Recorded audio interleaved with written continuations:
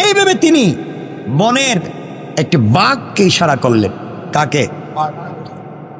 বাঘ তার কাছে আসলো, তার পিঠে তিনি বসলেন এবং অজগর সাপরে হাতের ছড়ি বানালেন। সুবহানাল্লাহ। না, বাঘের পিঠে বসে অজগর সাপরে হাতের ছড়ি বানাইয়া যিনি চলতে পারে তিনি পাগল। কথা বলেন না। হযরত আবুল হাসান খারকানি রহমতুল্লাহ আলাইহি বড় মাপের একজন বুজুর্গ আলেম ছিলেন। আবুল হাসান খারকানি হযরত ইমাম রাজি রহমতুল্লাহ আলাইহি কিছু মাসআলা নিয়ে আলোচনার জন্য তার বাড়িতে গেলেন। ইমাম রাজি আবুল হাসান খারকানির বাড়িতে গেলেন। তিনি বাড়ির বাহির থেকে আওয়াজ করলেন, কিন্তু বাড়ির ভিতর থেকে কোনো সাড়া না পেয়ে আবার আওয়াজ দিলেন। এইবার বাড়ির ভিতর থেকে এক মহিলা থেকিয়ে উঠল। আপনারা কি বলেন? চিল্লিয়ে উঠল। সে এতটা বদ্ধ পাগলের মতো বলতে লাগলো এবং বলতে লাগলো, তুমি কি চাও? আরে বাবা, আমি যার কথা বলতেছি তিনি হচ্ছেন ইমামে রাজি। আল্লাহু আকবার, ইমাম রাজি। আর তিনি গেছেন আবুল হাসান খারকানির বাড়িতে, আর বউ বাইরে বলতেছে, কি চাও? এখানে এসছেন, কারে খুঁজতে আসছেন? এটা তো পাগল, শুধু জঙ্গলে জঙ্গলে থাকে একটা পাগল ছাগলের খুঁজতে আপনি আসছেন। নাউজুবিল্লাহ বললেন। মানে স্বামীর কথা জিজ্ঞেসে, তোমার স্বামী কই? বউ কইতেছে এটা কি কথা কেন? বউ বলতেছে স্বামী পাগলেরা জঙ্গলে থাকে, আর অথচ তিনি হচ্ছেন মস্ত বড় বুজুর্গ হযরত আবুল হাসান খারকানি। সুবহানাল্লাহ বললেন না? সে একজন ভণ্ড, গুমরা। ইমাম রাজি কই কিতা, আমি আসছি যার কাছে মাসালা নিয়া। আর কে রে বাবা, তার খোঁজ খবর করো, তোমার কোনো লাভ নাই, যাও বাড়ি চলে যাও। ইমামে রাজি রহমতুল্লাহ বাক হয়ে গেলেন। এই মহিলা নিশ্চয় হুজুরের স্ত্রী হবেন, অথচ এত বড় বুজুর্গ স্বামীকে সে পাগল বন্ড বানিয়ে রেখে দিচ্ছে। অবাক হয় তিনি, সেখান থেকে ফিরে অন্য খানে তাকে খুঁজতে লাগলেন। আবুল হাসান খারকানি এর নিয়ম ছিল অবসর সময়ে তিনি নদীর পাড়ে গিয়ে, নদীর ধারে, বাড়ি থেকে দূরে বন জঙ্গলে গিয়ে আল্লাহর ইবাদত করতেন। তিনি বুঝতে পারলেন যে ইমাম রাজি তাকে খুঁজতে বাড়াচ্ছেন এবং তাকে খুঁজে পাচ্ছেন না। সুতরাং তিনি চিন্তা করলেন, আমি তাকে খুঁজে বের করি কোথায় আছে। এই ভেবে তিনি বনের একটি বাঘকে ইশারা করলেন। কাকে? বাঘ তার কাছে আসলো, তার পিঠে তিনি বসলেন এবং অজগর সাপরে হাতের ছড়ি বানালেন। সুবহানাল্লাহ। না, বাঘের পিঠে বসে অজগর সাপরে হাতের ছড়ি বানাইয়া যিনি চলতে পারে তিনি পাগল। কথা বলেন না। বাঘ গুড়ার চাইতে দ্রুত গতিতে চলতে লাগে। ঠাকায় দিন কি তারে? আবুল হাসান খারকানি বললেন, বলুন কি জন্য আমাকে খুঁজছেন? তিনি বললেন, আপনি কেমনে জানলেন আমি আপনাকে খুঁজছি? আমি জানি আপনি আমার খুঁজতেছেন। সুবহানাল্লাহ। কত বড় বুজুর্গ চিন্তা করছেন, তুমি আমাকে খুঁজতেছো, আমার কাশ পায়ে গিয়েছে, আল্লাহ আমাকে দেখাইয়া দিয়েছে তুমি আমার বাড়িতে গিয়েছো। আল্লাহ আকবার। তিনি বলেন, হুজুর আপনি বাঘের পিঠে সওয়ার, অথচ বাঘ আপনাকে খায় না, বিষাক্ত একটা অজগর সাপরে চাবুক বানাইছেন, অথচ সাপ আপনাকে দংশন করে না। এই দৃশ্য দেখে যে বিষয়ে আলোচনা করতে এসেছিলাম সে সব আমি ভুলে গেছি। সুবহানাল্লাহ বলেন। আল্লাহু আকবার বলেন। হুজুর আপনার এই অবস্থার ভাবসাব দেখা আমি যে কি মাসলা নিয়ে আইছিলাম কিছু আমার মাথায় কাজ করতেছে না। আপনি বাঘের পিঠে বসা, বাঘ খায় না, অজগর সাপ দেখলে মানুষ হার্ট অ্যাটাক করে, এই সামনে হাতে চাবুক বানাইয়া ছুরি বানাইয়া ঘুরতেছেন। আমি আর কি জিগাইব আপনার, আমার কিছু মনে নাই, সব ভুলে গেছি। আল্লাহু আকবার বলেন। আবুল হাসান খারকানি বলেন, তাই হবে, এটা আমিও বুঝতেছি তুমি সব ভুলে গেছো, কারণ আমার ঘরে আমার অবাধ্য একটা স্ত্রী আছে। এই একটি অবাধ্য স্ত্রীকে সহ্য করার কারণে আল্লাহ তাআলা এই দুনিয়ায় সব কিছুকে আমার বাধ্য বানাইয়া দিয়েছে। আল্লাহু আকবার। আমি এক অবাধ্য স্ত্রীকে সবর করেছি, আর এর বিনিময়ে আল্লাহ পুরা দুনিয়ারে আমার বাধ্য বানাইয়া দিয়েছে। সুতরাং এই স্ত্রীকে তালাক দেওয়ার কোনো দরকার হয় না। স্ত্রী যত দোষ থাকবে তত সবর করবেন, আর যত সবর করবেন তত মর্যাদা বাড়বে, আর যত মর্যাদা বাড়বে তত আল্লাহর কাছাকাছি পৌঁছে যাবেন, আর যত আল্লাহর কাছাকাছি পৌঁছে যাবেন তখনই আপনি আল্লাহর ওলি হয়ে যান। সুবহানাল্লাহ। নিজামুদ্দিন আউলিয়া মস্ত বড় বুজুর্গ, হাজার হাজার মুরিদ আছে, লক্ষ লক্ষ মুরিদ ওনার আছে। দুনিয়ার জমিনে উনি অনেক বড় পাক্কা ব্যক্তি। এইভাবে দিন চলতেছে। ওনার জামানায় একজন বড় বুজুর্গ আলেম ছিলেন। তিনি যেই জমানায় পীর ছিলেন, এই জমানায় একজন বড় আলেম ছিলেন। আলেমের নাম ছিল ফকিহ জিয়াউদ্দিন রহমাতুল্লাহ আলাইহি। কথাগুলা মনে রাখবেন। নিজামুদ্দিন আউলিয়া যেই সময় বড় আবেদ, ওনার হাজার হাজার মুরিদ আছে। ওই সময় একজন বড় আল্লাহর আলেম ছিলেন দুনিয়ার জমিনে, যার নাম ছিল ফকিহ জিয়াউদ্দিন রহমাতুল্লাহ আলাইহি। কথাগুলা মনে রাখবেন। ফকিহ জিয়াউদ্দিন সব সময় নিজামুদ্দিনকে বলতেন বেদাতি। কি বলতেন?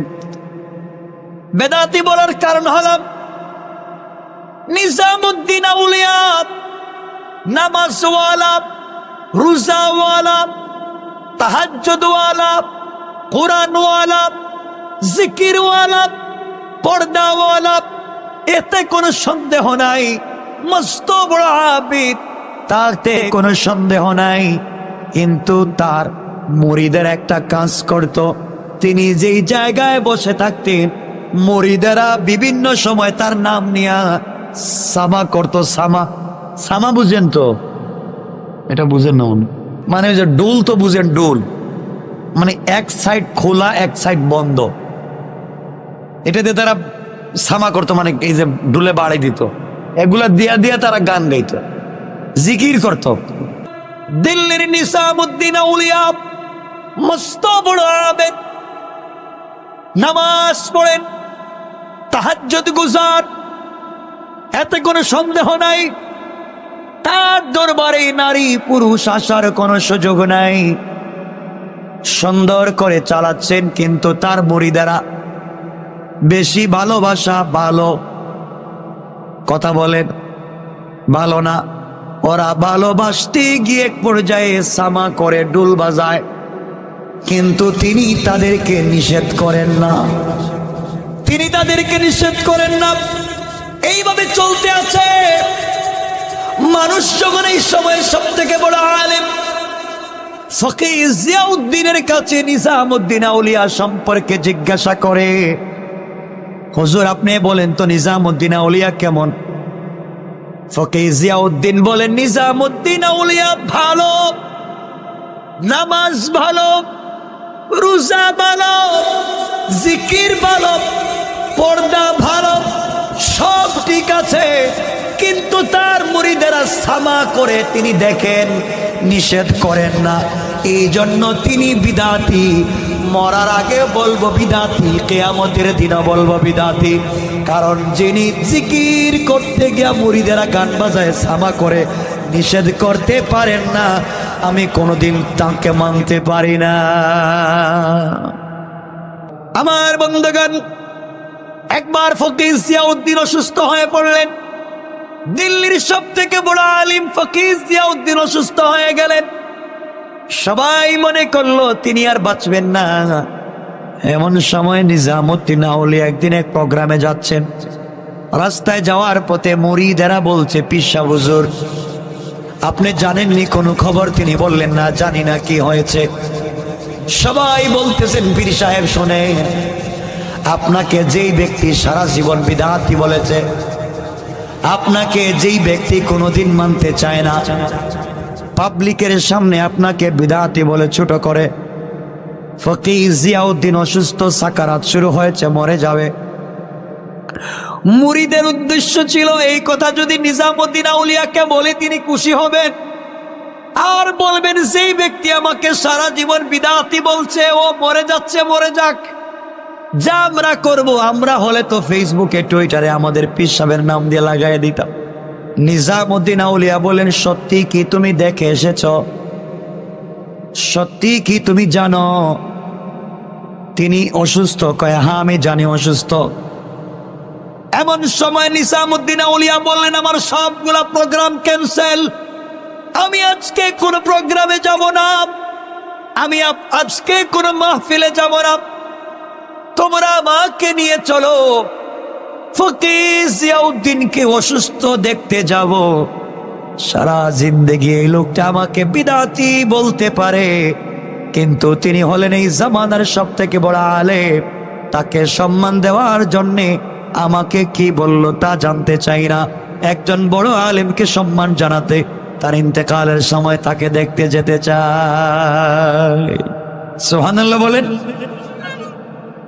নিজামুদ্দিন আউলিয়া তার মুরিদদেরকে নিয়ে চলতে লাগলেন ফকির জিয়াউদ্দিনের বাড়ির দিকে। ফকির জিয়াউদ্দিনের বাড়িতে যাওয়ার পরে মেহমান খানায় তিনি বসে পড়লেন। নিজামুদ্দিন আউলিয়া তার খাদেমদেরকে বললেন, খাদেমেরা শোনো, তোমরা ফকির জিয়াউদ্দিনের খাদেমদের সঙ্গে কথা বলো, কথা বলে বলো আমি নিজামুদ্দিন আউলিয়া এসেছি, তার সঙ্গে দেখা করতে চাই, একটু সুযোগ দেওয়া যাবে কিনা। নিজামুদ্দিন আউলিয়ার খাদেম ফকির জিয়াউদ্দিনের খাদেমের সঙ্গে কথা বলে জিয়াউদ্দিনের সামনে পৌঁছে গিয়েছেন। ফকির জিয়াউদ্দিনকে বলছেন, বড় হুজুর, নিজামুদ্দিন আউলিয়া আপনাকে দেখতে এসেছেন, মেহমান খানায় বসে বসে আপনার অনুমতি চাচ্ছেন, আপনি অনুমতি দিলে তিনি আপনার সঙ্গে দেখা করবেন। ফকির জিয়াউদ্দিন শুয়ে আছেন, বসতে পারেন না, দাঁড়াতে পারেন না, এত অসুস্থ। তিনি বললেন, তুমি কে? তোমাকে আমি চিনি না। নিজামুদ্দিন আউলিয়ার খাদেম বলছে, আমি নিজামুদ্দিন আউলিয়ার খাদেম, আমাকে তিনি পাঠিয়েছেন দেখা করার জন্য, আপনার সঙ্গে কথা বলার জন্য অনুমতি প্রার্থনা করেছেন। ফকির জিয়াউদ্দিন বললেন, তুমি চলে যাও, যে লোকটাকে সারা জীবন বিদআতি বলেছি, আমি হয়তো এখন ইন্তেকাল করব, না হয় কোন সময় মরব জানি না, বিছানায় পড়ে গেছে, উঠতে পারবো না, যে লোকটাকে সারা জীবন বিদআতি বলেছি আজকেও বিদআতি বললাম, আর আমি ইন্তেকালের আগে কোন বিদআতির চেহারা দেখে মরতে চাই না।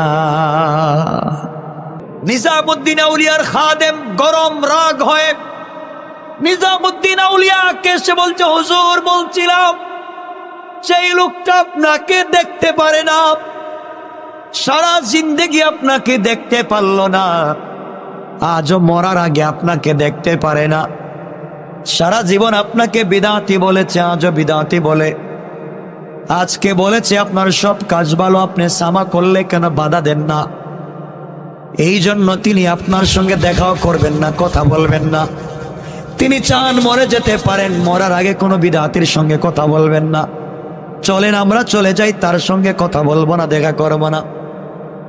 নিজামুদ্দিন আউলিয়া চোখের পানি ছেড়ে দিলেন, আর খাদেমকে বললেন, ও খাদেম আবার যাও, গিয়ে কথা বলে দেখ ফকির জিয়াউদ্দিন আমাকে অনুমতি দেয় কিনা।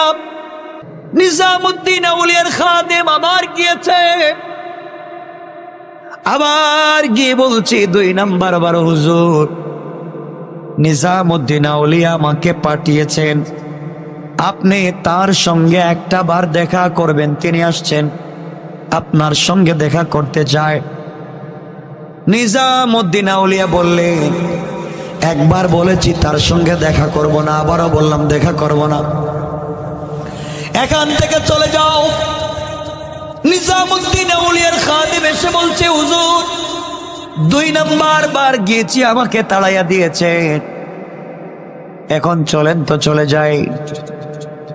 নিজামুদ্দিন আউলিয়া বললেন, 2 বার গিয়েছো, তাড়াইয়া দিয়েছে, আরেকটা বার গিয়া দেখো না সুযোগ দেয় কিনা। কত দিল নরম করে ফেললেন, কত ছোট হয়ে গেলেন, আরেকবার গিয়া দেখো দেখা করার সুযোগ দেয় কিনা। খাদেম বলছে, হুজুর আমি আর যাবই না, 2 বার গিয়েছি, আমাকে বিতাড়িত করে দিয়েছেন, আর যাব না, এখন আমি গিয়ে কি বলবো। নিজামুদ্দিন আউলিয়া বললেন, বাবা যাও, এখন গিয়া তুমি তার কাছে ওই কথা বলবা যে নিজামুদ্দিন আউলিয়া তার জিন্দগিতে যত কোনোভাবে যদি কোনো বিদআত করে থাকে, কোনোভাবে চলার পথে যদি কোনো অন্যায় করে থাকে, আপনার ইন্তেকালের আগে আপনার সঙ্গে দেখা করে তওবা করে বিদআত কাজ ছাড়তে চায়। সুবহানাল্লাহ বলেন। সবগুলা বিদআত কাজ ছেড়ে দিতে চায়, এই জন্য তওবা করবার জন্য আপনার কাছে আসতে চাই। এই কথাটা আপনি তার কাছে জানাইয়া দিবেন। মনে রাখবেন কি বলতে চাই, দেখেন কি সম্মান। নিজামউদ্দিন আউলিয়া ফকিহ জিয়াউদ্দিনকে কত সম্মান দিলেন। 3 বার যখন পাঠালেন, 3 নাম্বার বার খাদেম যাওয়ার পরে বলছে, হুজুর এখন আসছি, আপনি একটু দেখা করার সুযোগ দেন। ফকিহ জিয়াউদ্দিন বললেন, তোমাকে 2 বার বলেছি না আসার জন্য, এখন আসছো কেন? এই সময় নিজামউদ্দিন আউলিয়ার খাদেম বলছে, হুজুর এখন আপনার কাছে নিজামউদ্দিন আউলিয়া আমাকে পাঠিয়েছে, জীবনে চলার পথে যদি কোনো বিদআত করে থাকেন, তওবা করার জন্য আসতে চান, আপনি যদি একটা সুযোগ দেন। এই কথা শুধু বলেছে। ফকিহ জিয়াউদ্দিন বললেন, কারা আছো আমাকে কষ্ট করে বসাইয়া দাও, আমাকে একটু বসাও। ফকিহ জিয়াউদ্দিন বসলেন। এবার নিজামউদ্দিন আউলিয়ার খাদেমকে বলছেন, সত্য কথা বলো, সত্য কথা বলো। সত্যি কি নিজামউদ্দিন আউলিয়া ভুল বুঝতে পেরে বিদআত থেকে বাঁচবার জন্য আসতেছেন? বলে হ্যাঁ। ফকিহ জিয়াউদ্দিন তার খাদেমকে বললে, খাদেম তুমি আমার ঘরে যাও। নিজামউদ্দিন আউলিয়া যদি তার সবগুলা অন্যায় থেকে নিজেকে বাঁচাবার জন্য আমার কাছে আসে, তওবা করবার জন্যে, আমি ফকিহ জিয়াউদ্দিনও তাকে বিশ্বের সব থেকে বেশি সম্মান দিতে চাই, আমিও তাকে সম্মান দিতে চাই।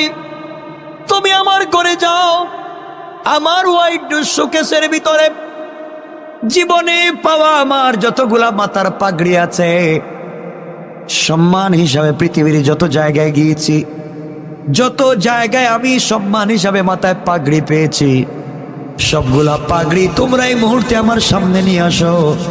আর একটা পাগড়িকে আরেকটা পাগড়ির সঙ্গে জয়েন্ট লাগাইয়া নিজামউদ্দিন আউলিয়া যে রুমে বসে আছেন, ওই রুম থেকে মাটির মধ্যে বিছাইয়া আমার রুম পর্যন্ত নিয়ে আসো। নিজামউদ্দিন আউলিয়া আমার কাছে আসতে চায়, সে যেন মাটিতে হেঁটে না আসে, তার জুতা সহ যেন আমার পাগড়ির উপর দিয়া হেঁটে হেঁটে আমার রুমে চলে আসে। কোন সুবহানাল্লাহ। একটু আগে কত গরম ছিলেন না, কত রাগ করেছেন, দেখাই করবেন না। কিন্তু একজন মানুষ যখন বলছে আমি তওবা করতে চাই, একজন আলেম নিজের মাথার পাগড়ি তার জন্য বিছাইয়া দিয়ে। আমার বন্ধুগণ, এক পর্যায়ে ফকিহ জিয়াউদ্দিনের সবগুলা পাগড়ি যখন বিছাইয়া দেওয়া হলো নিজামউদ্দিন আউলিয়া রুম পর্যন্ত, আর বলা হলো, নিজামউদ্দিন আউলিয়া আপনি ফকিহ জিয়াউদ্দিনের পাগড়ির উপর দিয়ে হেঁটে হেঁটে যান।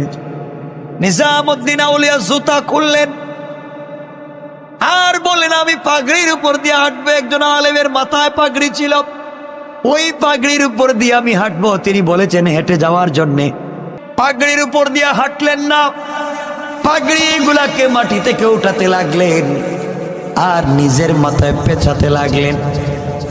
আর বললেন, ফকিহ জিয়াউদ্দিন যেই পাগড়ি মাটিতে বিছাইয়া দিয়েছেন, আমি ওই পাগড়িটা মাথায় পেঁচাইয়া নিলাম। আর এটাই হচ্ছে ফকিহ জিয়াউদ্দিনের পক্ষ থেকে আমাকে সব থেকে বড় সম্মান। কোন সুবহানাল্লাহ, আল্লাহু আকবার বলে। আল্লাহ বলছেন, আফামান শারাহাল্লাহু সাদরাহু লিল ইসলাম ফাহুয়া আলা নূরিম মির রাব্বিহ। যার কাছে ইসলামের জ্ঞান আছে সে সব থেকে বড় ব্যক্তিত্ব, সে সব থেকে বড় জিনিস, সব থেকে পাওয়ারফুল ব্যক্তি। আল্লাহ বলছেন সে হচ্ছে আমি আল্লাহর জ্ঞান থেকে পাওয়া আলোর মধ্যে আছে। কোন সুবহানাল্লাহ। মুসা আলাইহিস সালামকে আল্লাহ বলেন, শোনো মুসা, তুমি ধান চাষ করো। কি চাষ? ধান চাষ করো। মুসা আলাইহিস সালাম কষ্ট করে 1 খণ্ড জমিতে ধান চাষ করলেন। প্রথমে ঘাসগুলা ফেলে দিলেন, জমিতে হাল চাষ করলেন, এরপরে পানি দিলেন। জমি যখন উপযুক্ত হয়ে গেল, এই জমিতে পানি দিলেন। এক পর্যায়ে তিনি ধান চাষ করলেন। আস্তে আস্তে চারাগুলা বড় হতে লাগলো। এক পর্যায়ে মুসা আলাইহিস সালাতু ওয়াস সালাম পরিচর্যা করতে লাগলেন। এলাকাগুলাকে তিনি বাউন্ডারি করলেন, বেড়া দিলেন, যেন কোনো জিনিস ঢুকে তা নষ্ট করতে না পারে। এরপরে যখন ধানের চারাগুলা বড় হয়ে গেল, ধানের চারাগুলা কাটলেন, কেটে আনলেন, এনে তিনি খড়কুটাগুলা পুড়িয়ে দিলেন, আর ধানগুলাকে যত্ন করে গোলায় ভরে ফেলে দিলেন। আল্লাহ রব্বুল ইজ্জতুল জালাল মুসা আলাইহিস সালামকে বলছেন, মুসারে, রুদ্রে পুড়ে বৃষ্টিতে ভিজে এত পরিশ্রম করে ধানের গাছগুলা লাগাইলা, এগুলাকে তুমি কেন আগুন দিয়ে জ্বালাইয়া দিয়েছো জানতে চাই। মুসা আলাইহিস সালাম বলছেন, আল্লাহ তাআলা, ধানের গাছগুলা আমার উদ্দেশ্য ছিল না, উদ্দেশ্য ছিল ধান। আল্লাহু আকবার। ধানের গাছ আমার উদ্দেশ্য না, উদ্দেশ্য হচ্ছে ধান। আয় আল্লাহ, যেগুলা রত্ন হয়েছে যত্ন করে গোলায় ভরে দিয়েছি, যেগুলা আবর্জনা হয়ে গিয়েছে আগুন দিয়ে জ্বালিয়ে দিয়েছি। আল্লাহ বলেন, মুসা রে, আমি আল্লাহ তাআলা রমজান দিয়েছি, রমজান দিয়ে বান্দাকে রত্ন বানাতে চাই, যত্ন করে বানাইছি, যত্ন করে সৃষ্টি করছি। যারা রত্ন হয়ে যাবে রমজানের ইবাদত করে, তাদেরকে জান্নাত দিব, আর যারা আবর্জনা হয়ে যাবে তাদেরকে খড়কুটার মতো জাহান্নামের আগুন দিয়ে জ্বালাইয়া দিব। কন্যা নাউজুবিল্লাহ। ইমাম মালিক রাহমাতুল্লাহ আলাইহি জবরদস্ত আল্লাহর ওলি, উনার জামানায় এক মহিলা ইন্তেকাল করেছেন। মহিলা দিনদার ছিলেন, পর্দানশীল ছিলেন, কথাগুলা বুঝবেন, নামাজি ছিলেন। এই মহিলা ইন্তেকাল করবার পরে মহিলার গোসল করাবে, কিন্তু এই বাড়িতে কোনো মহিলা নাই। আরেক মহল্লার থেকে কয়েকজন মহিলা এসেছে, ওই নারীকে গোসল করাবার জন্য এসেছে। গোসল করাবার জন্য যখন তাকে পর্দা করে গোসলখানায় নিয়ে গেল, যেই মহিলা মৃত মহিলাকে গোসল করাবে সে আগে থেকেই তাকে চিনত। গোসল করাতে গিয়ে শরীর থেকে যখন কাপড় সরিয়ে দিয়েছে, লজ্জাস্থান থেকে পুরা বডি থেকে যখন কাপড় সরিয়ে দিয়েছে, যেই মহিলা গোসল করাতে গিয়েছে ওই মহিলা ওই মৃত নারীর রানের উপরে হাত রেখে হঠাৎ বলে ফেলেছে, আজ তোমার গোসল আমি করাচ্ছি। আর তোমাকে না একদিন আমি দেখছিলাম একটা ছেলের সঙ্গে হাত ধরে ঘুরে বেড়াতে, এক ছেলের সঙ্গে তোমাকে একদিন হাত ধরে ঘুরে বেড়াতে দেখেছি। পাবলিক তোমাকে কত ভদ্র মনে করত, কত তুমি পর্দা করে চলতে, মানুষ তোমাকে তাহাজ্জুদ গুজার মনে করত, তোমার স্বামী তোমাকে আমানতদার মনে করত, পাবলিক তোমাকে বড় ভদ্র নারী জানতো। আর তোমাকে আমি আরেক ছেলের সঙ্গে দেখছি। এই কথা বলবার সাথে সাথে যেই নারী গোসল করাচ্ছিল তার হাতটা ওই মৃত নারীর রানের সঙ্গে আটকে গেল, একবার আঠার মতো আটকে গেল। হাত আর ছুটে না, অনেক চেষ্টা করে হাত ছুটানো যায় না। এক পর্যায়ে এলাকার হুজুরদেরকে বলা হলো কি করা যায়। ইমাম সাহেব আর কি করবে? ইমাম সাহেব ফতোয়া দিলেন, এক কাজ করেন, যেহেতু মহিলা মরে গিয়েছে আর ওই জীবিত নারীর হাত আটকে গিয়েছে, জীবিত নারীর হাত কাটার কথা আমি বলতে পারি না, যেহেতু মৃত মানুষ, রানের ওই অংশটুকুন চামড়াটুকুন কেটে দেন, হাত ছুটে যাবে। যার স্ত্রী মারা গেছে এই স্বামীকে কথা মানবে? কথা কন বলতেছে না, আমার স্ত্রীর চামড়া কাটা যাবে না, প্রয়োজনে তোমার বউর হাত কাটো। এখন হে বেচারার কি কয়, আমরা আইছিলাম আরেক গ্রাম থেকে আপনার বউরে গোসল করাইতাম, এখন আমার বউর হাত কাটবেন আপনি? কেউ যখন ফতোয়া দিতে পারে না, পুরো দেশের আলিম কি করবেন? অর্ধেক দিন চলে গিয়েছে, ওই নারীর হাত ছুটে না, কথাগুলা বুঝবে। লম্বা সময় চলে গেল, শেষ পর্যন্ত সবাই মিলে এই দেশের সব থেকে বড় মুফতি যিনি ছিলেন ইমামে মালিক রাহমাতুল্লাহ আলাইহির কাছে গেলেন। তিনি শুনলেন, তিনি বললেন পর্দা করে একটা জায়গায় রেখে দাও। সবাই বলছে হুজুর অর্ধেক দিন চলে গিয়েছে, ওই মহিলার অজু ইস্তেঞ্জার প্রয়োজন, গোসল করবে, প্রস্রাব করবে, খাবার খাবে, কিন্তু হাত ছুটে না, তাকে ওই মহিলার কাছ থেকে আনাও যায় না। কি করবো বুঝতেছি না, পুরো এলাকায় মাতম চলতেছে, কান্নাকাটি চলতেছে, কি হয়েছে বুঝতে পারলাম না। এক পর্যায়ে ইমাম মালিক কাছে আসলেন, মহিলাকে বললেন ঘটনা কি হয়েছে তুমি বলো।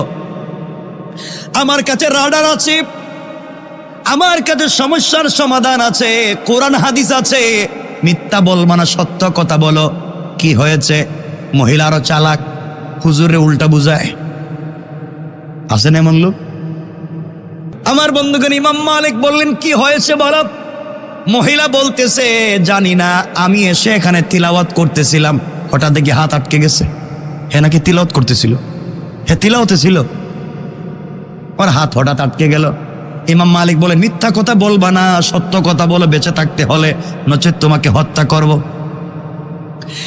এক পর্যায়ে সন্ধ্যা হয়ে গিয়েছে, ওই মহিলা কোনো উপায় না পেয়ে ইমাম মালিকের কাছে বলতেছে, ইমাম মালিক, ওই মহিলাকে যখন গোসল করাচ্ছিলাম হঠাৎ করে আমি বলে ফেলেছিলাম, আমি একদিন ধারণা করে ওই মহিলার সঙ্গে একজন পুরুষকে দেখছিলাম, জানি না কে।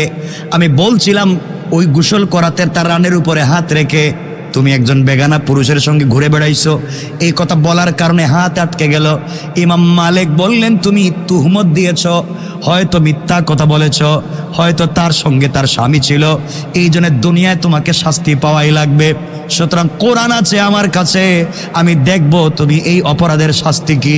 অপরাধের শাস্তি কোরআন খুললেন, খুলে দেখলেন কেউ যদি কারো উপরে মিথ্যা তুহমত দেয়, এই তার দুনিয়ার শাস্তি হলো আচ্ছা মতো একটা বেত নিয়া তার বডিতে 80টা বেত্রাঘাত দুর্রা, 1-2 করে 70টা বেত্রাঘাত দেওয়া হলো, কিন্তু মেয়েটার হাত ছুটে না। এক পর্যায়ে 59টা বেত্রাঘাত করা, 79টা বেত্রাঘাত করা হলো, এখনো হাত লেগে আছে। ইমাম মালিক বলেন আমি এতদিন কোরআন হাদিস দিয়া পাবলিকরে কত ফতোয়া দিলাম, আজ দেখি ছুটে না, তাইলে মহিলাই সত্য, এ তুহমত দেয় নাই, এ সত্য। আমি উল্টা তারে 79 বেত্রাঘাত দিলাম, এখন তো বাঁচবেই না। 79 বেত্রাঘাত করলাম, মরেই যাবে, বাঁচবেই না, করলাম কি? এক পর্যায়ে তিনি 80 নম্বর বেত্রাঘাত করার জন্য যখন বেত উঠাইয়া 80 নম্বর বেত তার বডিতে মারছেন, হঠাৎ করে ঠাস করে বডি থেকে হাত ছুটে গিয়েছে। আল্লাহু আকবার! তিনি বুঝতে পারলেন তুমি তুহমত দিয়েছ। তাহলে কি বুঝলেন? তুহমতের অপরাধ কি বুঝতে পেরেছেন? শাস্তি। বলছি তুহমত বুঝেননি, কারো উপরে মিথ্যা অপবাদ দেওয়া, কারো সম্পর্কে মিথ্যা ধারণা করা, তার নাম তুহমত। কারো মিথ্যা ধারণা করে তার উপরে কিছু ট্যাগ লাগাইয়া দেওয়া, এটার নাম তুহমত। এটা আমরা করি না, বলেন করি না? বসতে বসতে করি, সালাম ফিরাইয়া করি, তাহাজ্জুদের সেজদায় গিয়া সালাম শেষ করে তসবিহ পড়ে পড়েও আরেকজনের গীবত করি। করি কি করি না? বলেন করি কি করি না? তো ইবাদত কবুল হবে কেমনে? গজব আসবে না তে কি আসবে? গজব আসবে না তে কি আসবে?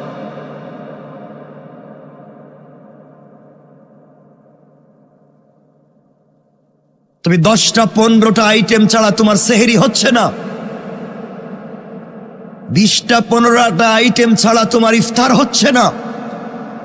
ইফতার শেষ করে আবার প্লেট নিয়ে বসছো খেতে, একবারও তোমার এই ধারণা তৈরি হলো না তোমার ভাই ফিলিস্তিনে ইফতারের সময় তুমি প্লেট নিয়ে বসছো, আর সেই ইফতারের সময় তার কলিজার টুকরা বাচ্চার শরীর থেকে ঝাঁঝরা হয়ে গিয়েছে, টপ টপ করে রক্ত পড়ে, সে বাচ্চাকে কুলে নিয়ে বসে আছে। সে তার সামনে ইফতারের বদলা সে তার সামনে মাটি পাতা লতা নিয়ে বসে আছে, আর তুমি লম্বা লম্বা লম্বা লম্বা তসবিহ পড়ে লম্বা ইফতার করো। লজ্জা হয় না? কে বলছে তুমি জান্নাতে যাবে? বলছে এটা কে আপনারে?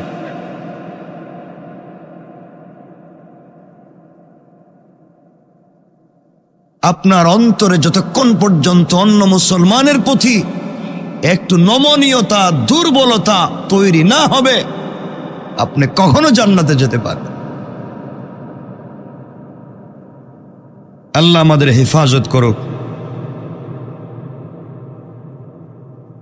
তাহলে আল্লাহ একটা দেহটি সৃষ্টি করেছেন আর একটা রূহ সৃষ্টি করেছেন। রূহ ছাড়া দেহ চলে না, দেহ ছাড়া রূহ বলেন চলে? একটা আর একটার দরকার আছে না? রূহ যদি না থাকে দেহের কোনো দাম আছে? দেহ যদি না থাকে রূহের কোনো দাম আছে? তাহলে একটা আর একটার সাথে লাগবেই। তাহলে আমরা যে আজকে আয়াত তিলাওয়াত করেছি, এটা হচ্ছে রূহ কি জিনিস, এটা নিয়ে আমরা সংক্ষেপ কথা বলবো। আল্লাহ তাআলা কোরআনে কারীমের 17 নম্বর সূরা বনী ইসরাঈলের 85 নম্বর আয়াত থেকে আল্লাহ রব্বুল ইজ্জত ওয়াল জালাল এই কথাগুলো বলছেন। আল্লাহ রব্বুল ইজ্জত ওয়াল জালাল বললেন, ওয়ায়াসআলুনাকা আনির রূহ কুলির রূহু মিন আমরি রাব্বি ওয়ামা উতীতুম মিনাল ইলমি ইল্লা কলিলা। আল্লাহ রাব্বুল ইজ্জত ওয়াল জালাল বললেন, পয়গম্বর আরবি, ইয়া রাসূলুল্লাহ, ইয়া হাবিবাল্লাহ, ও পয়গম্বর আরবি, দুনিয়ার জমিনে মানুষ আপনাকে রূহ সম্পর্কে জিজ্ঞাসা করবে, রূহ সম্পর্কে প্রশ্ন করবে, আপনি বলে দিন কুলির রূহু মিন আমরি রব্বি, রূহ হলো আমার রবের একমাত্র আদেশ। রূহ আলাদা কোনো জিনিসের নাম নয়, রূহ হলো আল্লাহর আদেশের নাম। তোমাদেরকে জ্ঞান দেওয়া হয়েছে, তোমরা চিন্তা করে কিছু পাবে না। ওয়ামা উতীতুম মিনাল ইলমি ইল্লা কলিলা। আল্লাহ রাব্বুল ইজ্জত ওয়াল জালাল জানাইয়া দিলেন, পয়গম্বর আরবি, আপনি গোটা সৃষ্টিকে জানাইয়া দেন তাদেরকে জ্ঞান দেওয়া হয়েছে অতি সামান্য। পড়েন সুবহানাল্লাহ। হাদিসে এসেছে, পুরা দুনিয়া যদি দরিয়া হয়ে যায়, পুরা দুনিয়া যদি সাগর হয়ে যায়, পুরা সৃষ্টি যদি সাগর হয়ে যায়, আর ওই সাগর থেকে একটা কাক, একটা পাখি যদি তার ঠোঁট বিছিয়ে এক ফোঁটা পানি উঠায় ফেলায়, তাহলে পুরা দুনিয়ার পানি থেকে তার ঠোঁটে যেই পরিমাণ পানি আসবে, আল্লাহ বলেন গোটা দুনিয়ার সাগর সমতুল্য আমার জ্ঞান থেকে তোমাদেরকে পুরা সৃষ্টিকে দেওয়া হয়েছে সেই কাকের ঠোঁটে লেগে থাকা এক ফোঁটা পানি। আল্লাহু আকবার। আর এক ফোঁটা এ টুটের পানি দিয়া রকেট বানাচ্ছ, বিমান বানাচ্ছ, ক্ষেপণাস্ত্র বানাচ্ছ, ব্যালিস্টিক মিসাইল বানাচ্ছ, পুরা দুনিয়াকে ধ্বংস করে দেওয়ার জন্য তোমরা দুনিয়ার জমিনে ভাইরাস তৈরি করছো, পৃথিবীকে ধ্বংস করে দেওয়ার জন্য পরিকল্পনা করছো, তোমরা কি না করছো। এই এক ফোঁটা জ্ঞান, পানির মতো জ্ঞান দেয়া আমি আল্লাহর কাছে তো বাকি সবই রয়ে গেল।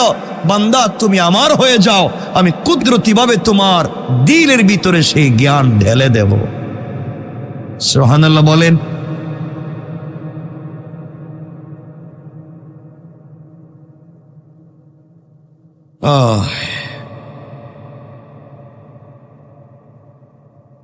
রূহ যে আমাদের বডিতে আছে, রূহ কি কোনোদিন দেখছেন? কোনোদিন দেখা যায়? না দেখে বিশ্বাস করা যায়? বলেন না। যায়। বাতাস কোনোদিন দেখছিলেন? দেখা যায়, ধরা যায়, মুষ্টির ভিতরে ঢুকানো যায়, বিশ্বাস হয়? বলেন না। ফ্যান যে চলে, বাতাস যে লাগে, এসি যে চলে, ঠান্ডা যে লাগে, ঠান্ডা কি ধরছিলেন কোনোদিন?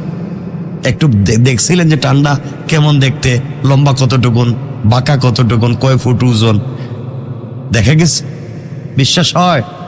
আল্লাহ বলছেন এই না দেখে আমার অস্তিত্বে বিশ্বাস করার নাম হলো ঈমানের পূর্ণতা।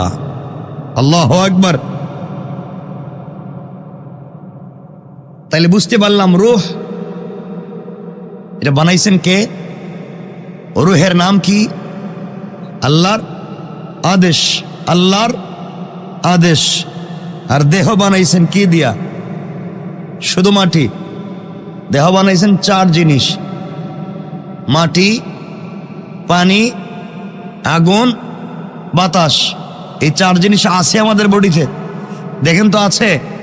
আচ্ছা, তাহলে দেহ বানিয়েছেন আল্লাহ হুকুম দিয়া, হুকুম হচ্ছে রূহ। তাহলে রূহের খোরাক দিবেন কে? আল্লাহ। তাহলে রূহকে বাঁচাতে হলে খোরাক হচ্ছে আল্লাহর হুকুম মানা। দেহ বানিয়েছেন চার জিনিস দিয়া, মাটি দিয়া, আগুন দিয়া, পানি দিয়া, বাতাস দিয়া। তাহলে দেহকে সুস্থ রাখতে হলে এই চার জিনিস দিয়া তৈরি করা খাবার খেতে হয়। আমরা যা খাই দেখেন তো এই চার জিনিসের বাহিরে না ভিতরে? দেখেন না। আপনারা যা করি হয়তো মাটি যা চাল খাচ্ছি, ডাল খাচ্ছি, এটা মাটি দিয়ে, বলেন না? এখানে মাটি আছে, বাতাস আছে, আগুন লাগে না লাগে না? কয় কয় জিনিস লাগে? পানি লাগে, ধান খেতে পানি দেওয়া লাগে, বাতাস লাগে, মাটি লাগে, খাইতে গেলে আগুন লাগে। লাগে না? একজন কইতেছে লাগে না। এটা কিন্তু কাঁচা ধান খায় নাকি? তা লাগে। বুঝাতে চাইলাম সব লাগে। কথা হচ্ছে এটি যে চার জিনিস দিয়ে আমাদের বডি এবং এই চার জিনিস দিয়ে আমাদের খাবার। সুবহানাল্লাহ পড়েন। রূহ না থাকলে দেহ আর মানুষ থাকে না, এটা লাশ হয়ে যায়। রূহ যদি না থাকে, মানুষ থাকে না, লাশ হয়। আমরা কি বলি? আব্দুল্লাহ না আব্দুল্লাহর লাশ। দেহ তখন হয়ে যায় নোংরা আবর্জনা, এটার কোনো দাম থাকে না। সবাই মিলে কেউ এটারে জ্বালিয়ে দেয়, কেউ এটাকে বাসিয়ে দেয়, আর আমরা সম্মান করে গোসল করাইয়া কাপড় দিয়ে পেঁচাইয়া একটু মাটির নিচে রাখি। এই তো কথা বলেন, এই তো। যদি জায়গা জমি না থাকে তাহলে বাসাইয়াও দেওয়া যায়।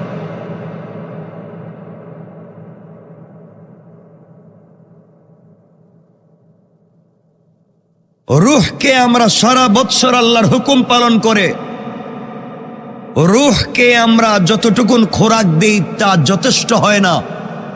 এই জন্য রূহের খোরাক সৃষ্টির জন্যে আল্লাহ তাআলা দিয়েছেন রমজান। সুবহানাল্লাহ বলেন। দেহকে ভালো রাখবার জন্য কত কিছু খান, কত ফল খান, কত ফ্রুটস খান, কত গোশত খান, ইনিয়ে বিনিয়ে নাম দিয়া রান্না করে খান, তাও যেন বডিটা ভালো থাকে। ঠিক না? কত কিছু খান বডিটা ভালো রাখবার জন্যে। জিম করেন কেন? কথা বলেন। বডিকে ভালো রাখবার জন্য। এই চামড়ায় কত ক্রিম ইউজ করেন। আরে বোকা, চামড়া তো চামড়াই থাকে যাবে। বডিতে কত পারফিউম ইউজ করেন, সব তো তাকে ভালো রাখবার জন্য। আমি জানতে চাই, এই দুর্গন্ধযুক্ত মাটি দিয়ে তৈরি করা এই বডিকে ভালো রাখবার জন্য তোমার আমার জিন্দগিতে যা ইনকাম করি সবই বডির তলেই যায়। কথা বলেন না কেন? এই বডির পিছনে সব শেষ, কিন্তু রূহকে সুস্থ রাখতে কি করলেন? কি করলেন রূহকে ভালো রাখতে?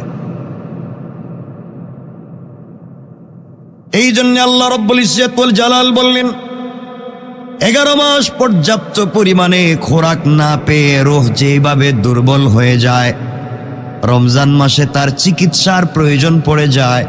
সুতরাং বলা যেতে পারে রমজান মাসে আমরা একটা রূহের হসপিটালে ভর্তি হয়ে যাই এবং 1 মাসের চিকিৎসায় বাকি 11 মাস রূহটাকে আমরা ভালো রাখতে পারি। কোন সুবহানাল্লাহ। আমার বন্ধুগণ, যেমন দেহের চিকিৎসার জন্যে কাউকে ট্যাবলেট দেওয়া হয়, কাউকে ক্যাপসুল দেওয়া হয়, কাউকে স্যালাইন দেওয়া হয়, কারো মাইনর অপারেশন হয়, কারো মেজর অপারেশন হয়, তেমনি রমজান মাসে আল্লাহ রব্বুল ইজ্জত ওয়াল জালাল আমাদের কাছে কিছু জিনিস দিয়েছেন। তেলাওয়াত করতে হয়, তারাবি পড়তে হয়, ইতিকাফ করতে হয়, নফল ইবাদত বেশি বেশি করে করতে হয়। সব কিছু করতে করতে একটা পর্যায়ে যখন ঈদের চাঁদ উঠে যায়, আল্লাহ তাআলা রিলিজ করার সময় আমাদেরকে 6টা ট্যাবলেট লিখে দিয়ে বলেন, বান্দারে আমি আল্লাহ তাআলা 1টা মাস তোমাকে নিজের কাছে রাখলাম, নিজের কাছে রেখে তোমাকে দেখলাম তুমি কি করেছো। ঈদের চাঁদ উঠিয়ে দিয়েছি, তুমি আগের মতো আবার দুনিয়ার কাজে ব্যস্ত হয়ে যাইবা, কিন্তু গোলাম তোমাকে 6টা ট্যাবলেট লিখে দিলাম, ওটা ঠিক মতো যদি সেবন করতে পারো, বাকি 30 দিনের ভিতরে যদি তুমি খেয়ে ফেলতে পারো, বাকি 30টা শাওয়ালের দিনের ভিতরে 6টা রোজা যদি রাখতে পারো, আমি আল্লাহ তাআলা ওয়াদা দিলাম বাকি 11 মাস আবার রমজান আসার আগ পর্যন্ত তোমার রূহকে, তোমার দেহকে, তোমার বডিকে সুস্থ রাখার জিম্মাদার স্বয়ং আমি আল্লাহ।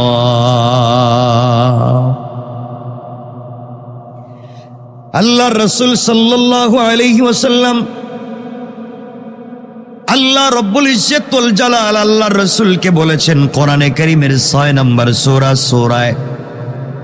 আনআমের 160 নম্বর আয়াতে আল্লাহ বলছেন, মান জাআ বিল হাসানাতি ফালাহু আশরু আমসালিহা, যে ব্যক্তি কোন সওয়াবের কাজ করবে আল্লাহ তাকে কমপক্ষে 10 গুণ বাড়াইয়া দিবেন।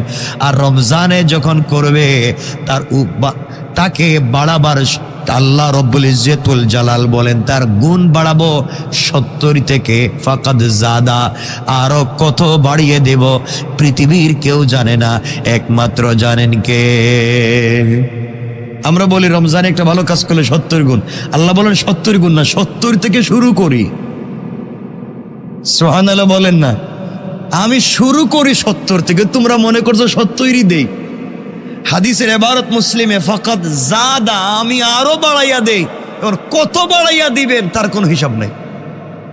আল্লাহু আকবার, কত বাড়াইয়া দিবেন তার হিসাব নাই। এই জন্য 70 গুণ না, 70 থেকে শুরু করেন, কত বাড়াইয়া দিবেন হিসাব নাই। আল্লাহু আকবার। এই সুযোগকে আমরা কাজে লাগাই। এই জন্য আমরা রমজানের 30টা রোজা রাখবো। আলহামদুলিল্লাহ, হতে পারে এই বছরে 30টা রোজা, আমি বললাম আলহামদুলিল্লাহ, হতে পারে এই বছরে 30টা রোজা আর 6টা 10 করে হলে 30 দিনে 300, 6 10 60, আরবি ক্যালেন্ডার 360 দিনে হয়ে যায়। এই যদি 6টা রোজা রাখি, 30টা রোজা রাখি, আল্লাহ বললেন পুরা 1 বছর দেহকে এবং রূহকে সুস্থ রাখার জিম্মাদারি আমি আল্লাহ নিয়ে নে। আল্লাহ রাসূল সাল্লাল্লাহু আলাইহি ওয়াসাল্লাম মুসলিমের হাদিস বলেছেন, মান সামা রমাদান সুম্মা আতবাহু সিত্তাম মিন শাওয়াল কানা কাসিয়ামিদ দাহরি কুল্লিহি। রাসূল সাল্লাল্লাহু আলাইহি ওয়াসাল্লাম বললেন, যেই ব্যক্তি রমজানের রোজা রাখবার পরে তার অনুসরণে শাওয়াল মাসের 6টা রোজা রাখলো, সে যেন আমি আল্লাহর কাছে 12 মাসের 12টা মাস একাধারে রোজা রাখলো, সেই একাধারে রোজা রাখার সওয়াব তার আমলনামায় লিখে দে। পারবো না ইনশাআল্লাহ? কথাগুলো ভালো করে মনে রাখবেন। রমজানের এত দাম কেন? রমজান তো বাকি 11 মাসের মতো 1 মাসের নাম, এত দাম কেন হয়ে গেল? রোজা রাখবার কারণে দাম হয় নাই, সারাদিন না খেয়ে থাকবার কারণে দাম হয় নাই। এই রাত্রে আমরা তাহাজ্জুদ পড়ি, তারাবি পড়ি, এই জন্যে এই রমজানের দাম হয় নাই। আল্লাহ রাব্বুল ইজ্জতুল জালাল কোরআনে কারীমের 2 নম্বর সূরা বাকারা 185 নম্বর আয়াত থেকে আল্লাহ বললেন, শাহরু রমাদানাল্লাযী উনজিলা ফীহিল কুরআন হুদাল লিন্নাসি ওয়া বাইয়িনাতিম মিনাল হুদা ওয়াল ফুরকান।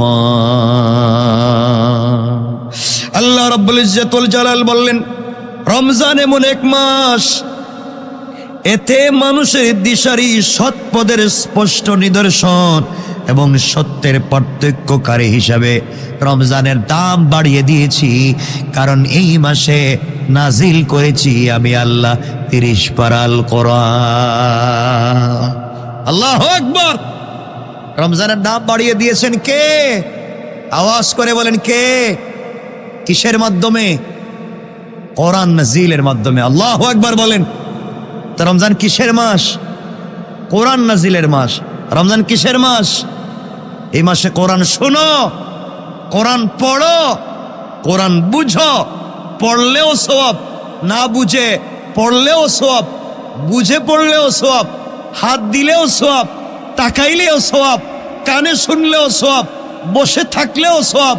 আর না পারলে কোরআন বুকে নিয়ে দাঁড়িয়ে থাকলে 100% জান্নাতি। আল্লাহু আকবার। হাদিসে আছে ঘটনা, এগুলা বললে আমাদের সময় কমে যাবে। এক বেচারা কোরআন পড়তে পারতো না। কি পারতো না? পড়তে পারতো না। ইন্তেকাল করলো। ইন্তেকালের আগে বাচ্চাদেরকে বলছে, শোনো আমি তো মরে যাব, জীবনে যার অন্যায় করছে বাঁচার কোনো পদ্ধতি নেই। আমি তো কোরআন পড়তে পারি না, তোমরা আমার কোরআনের কপিটা দিও। সারা রাত দিন বুকে লইয়ায় কোরআনটার বুকে ধইরা ঘুমাইয়া যায়, ঘুম থেকে উঠলেও কোরআন বুকে। কারণ আমি তো পড়তে পারি না, কিন্তু কোরআনের কপিকে ভালোবাসি। ইন্তেকাল করছে, তার সন্তানেরা স্বপ্নে দেখে তার বাপ জান্নাতুল ফিরদাউস। আব্বা তোমার তো জিন্দেগিতে কোনো নেক আমল ছিল না, যা খারাপই আছে সব করছো, তুমি কেমনে জান্নাতে গেলা? গোলাম বলছে, বাপরে যত অপরাধী করি না কেন, আমি তো ভালোবেসেছিলাম আল কোরআনকে, বুকে জড়িয়ে ধরেছিলাম কোরআনকে।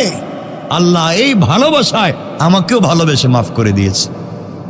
পারবো না ইনশাল্লাহ? রমজান কোরআন নাজিলের মাস, বেশি বেশি করে কোরআন পড়েন, বেশি বেশি করে কোরআন শোনেন। এই সুযোগ দিয়েছেন কে? রমজানে যেদিন কোরআন নাজিল হয়, রমজান আমি কালকে বলেছি, রমজান প্রথম শবে কদর, প্রথম লাইলাতুল কদর এই ইতিহাসে যেদিন হয়েছে, এটা ছিল 25 রমজান। এই যে আজকের রমজান কত? ওই 25 রমজান দিনের আগের রাত, মানে 24 তারিখ দিবাগত রাত পৃথিবীতে প্রথম লাইলাতুল কদর ছিল। আর আপনারা এটা 27 তারিখ বানাইছেন। আল্লাহ তাআলা যেদিন রসুলের কাছে কোরআন নাজিল করেন, ওই রাত কত রাত? 24 দিনগত রাত, 25 রাত, মানে যে রাত গেল, এই রাত্রে আপনারা কই ছিলেন? ঘুমাইছিলেন, ঠিক না? খুব ঘুমাইছেন। আল্লাহ এদিন নিজে কোরআন নাজিল করলেন। তা এক পারা নাজিল করেন নাই, প্রথম জিবরিল আমিনকে দিয়ে 30 পারা কোরআন একসাথে রসুলের কাছে নাজিল করেছে। প্রত্যেক রমজানে আল্লাহ তাআলা জিবরিল আমিনকে দিয়ে পুরো 30 পারা কোরআন রসুলের পাককে তেলাওয়াত করে শোনাইয়া দিতেন। সুবহানাল্লাহ বলেন। আল্লাহ বলেন, এই কোরআন আমি নিজে তিলাওয়াত করেছি, এই কোরআন জিবরিলকে দিয়া তেলাওয়াত করাইছি, এরপরে কোরআন জিব্রাইলকে দিয়ে তেলাওয়াত করে রসুলকে শোনাইয়া দিছে। সুবহানাল্লাহ বলেন। তাহলে আমরা যে কোরআন পড়ি, এটা তিলাওয়াত করছেন কে? কথা বলেন না কেন? ওই আমরা যেভাবে পড়ি এভাবে পড়ছেন? তে কেমনে পড়ছেন কোন বলা লাগবে? কিছু কয় না, কেমনে পড়ছেন আল্লাহ বলেন?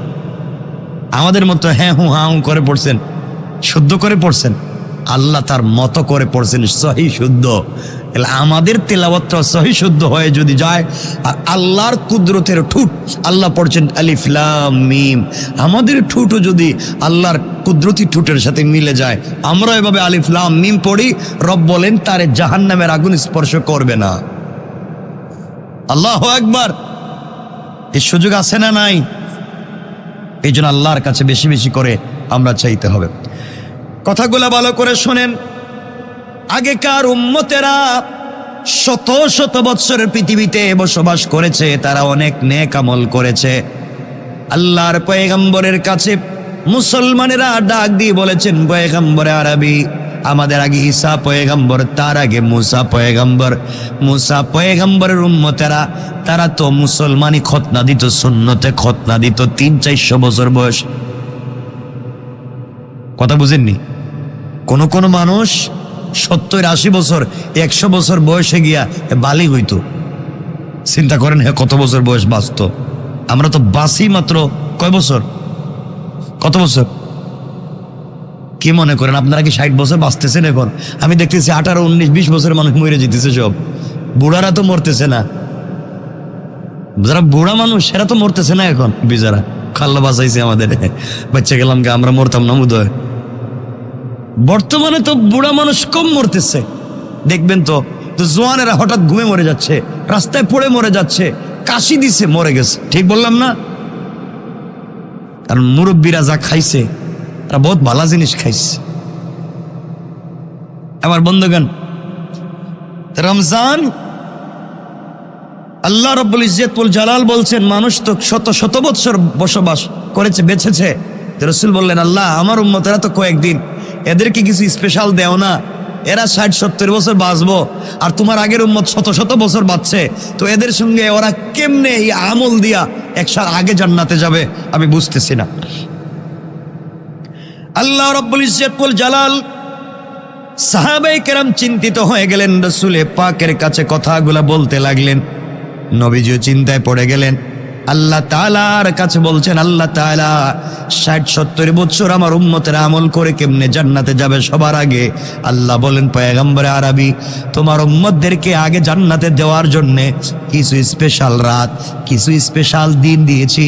তারা যদি এক রাত্রের একটা মুহূর্ত ইবাদত করে 83 বছর ইবাদতের সওয়াব তাদের আমল নামায় আমি আল্লাহ লিখে দেব। আমার বন্ধুগণ, এমন একটা রাতের নাম লাইলাতুল কদর। আপনার জিন্দেগিতে ভালো করে মনে রাখবেন কথাগুলো। আপনার আমার বয়স যদি 60 বছর হয়, কত বছর? 60 বছরে ধরেন 20 বছর আপনি হেলায় খেলায় কাটাইয়া দিছেন। 40টা বছরে আপনি যদি সবে কদর পাওয়ার কথা, লাইলাতুল কদর পাইছিলেন কয়টা? কথা বলেন। 40 বছর প্রত্যেক বছর লাইলাতুল কদর যায় না? তাহলে আপনার 60 বছর বয়সে 60টা যায় নাই? ধরেন 20টা ধরতে পারেন নাই, 40টা তো ধরার কথা। জওয়ানেরা যাদের 20 বছর, কমপক্ষে 40টা বছর, 40টা লাইলাতুল কদর ধরব।